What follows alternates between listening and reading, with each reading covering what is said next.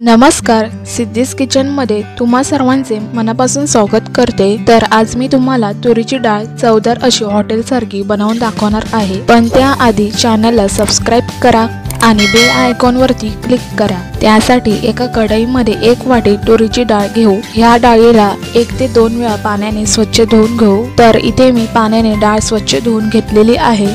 ह्यामध्ये आपण थोडंसं पाणी ओतून घेऊ। त्याच सोबत उभा कापून घेतलेला 1 कांदा, 2 हिरव्या मिरच्या, क्रश केलेल्या 4 लसूण पाकळ्या, 1 बारीक कापलेला टोमॅटो, 1 मसाला वेलची, 2 तेजपत्ता आणि चवीप्रमाणे मीठ टाकून गॅसवरती शिजवायला ठेवून 1 टेबलस्पून तेल ह्यामध्ये ओतून घेऊ आणि मीडियम गॅसवर डाळ शिजवून घेऊ।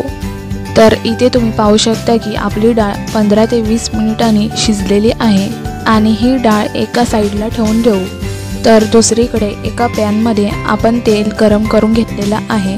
या तेलामध्ये मोहरी, जिरा, हिंग, कढीपत्ता, 7 ते 8 लसूण पाकळ्या आणि अर्धा इंच आलं घालून परतून घेऊ। आता ह्यामध्ये हळद, लाल तिखट आणि कोथिंबीर घालून ढवळून घेऊ। ढवळून झाल्यावर गॅस बंद करून आता ह्या कढईमध्ये टाकूया।